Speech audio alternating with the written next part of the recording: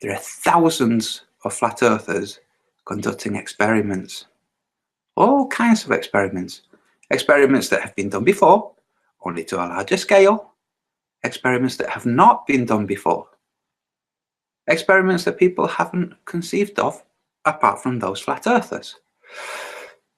And this has globelings worried, which is why the new hiring of novice troll agents. Because the more evidence that mounts up debunking the globe, the more evidence we have mounting up demonstrating flatness. Some globe earthers say debunking a theory or an aspect of a theory does not prove the flatness. It's like, well, actually it does. It really does. Okay. The idea that there's some other alternative than flat, given that that's what the evidence is pointing out, flat, is zero. That's not a 666. That's literally me saying zero. I'm Spanish. I can do these gestures. So when globe believers say you disproving anything about the globe doesn't help prove the flat, it's like, yes, it does. Like this. If you show somebody saying that there's a drawer full of socks, and you're saying the drawer is empty of socks, socks meaning curvature, and you open the drawer and you show that there are no socks, you have just proven that what you were saying, lack of socks, was true. And that's what we flat earthers are doing. We're demonstrating that the globe earthers have no socks. And lo and behold, didn't Einstein walk around without socks?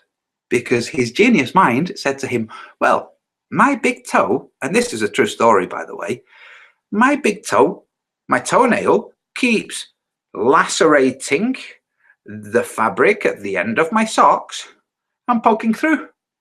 So he didn't think, maybe I should cut my toenails more often. No, he thought, I should stop wearing socks. That's the genius of the globe. That's the genius who said, and I'm going to say this again, some people who watched previous video of mine will see, will know this. Relativity says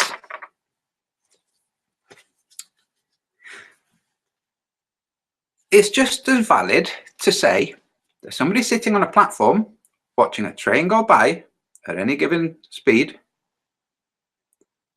that point of view, that relative point of view, that the train is traveling at 100 miles an hour, is just as valid when expressed from inside the train by a different observer saying the train station went past at 100 miles an hour.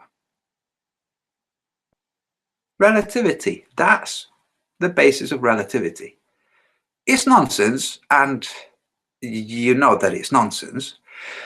Because one way of expressing that same thing would be to say, instead of the train moving past the platform moves past the train. So this would be the train moving past the platform. See a mark? And this would be the platform moving past the train. Which is to say, it's just as valid to say the hand is moving over the pencil as to say, over the paper, as to say the paper is moving under the hand.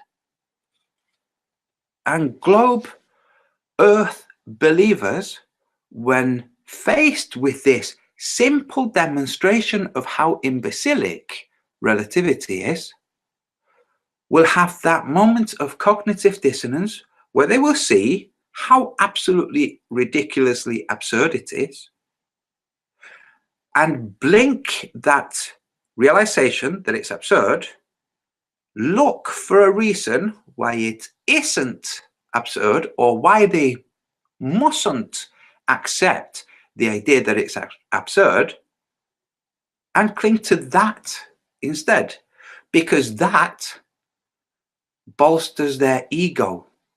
You see, it's their ego that suffers when they see that something they thought was sensible turns out to be absolutely imbecilic, but they thought it was sensible. If they thought that something imbecilic was sensible, well, that kind of almost means that they must be an imbecile. And they're not an imbecile. Therefore, this thing they thought was sensible is not imbecilic. And that's imbecilic thinking.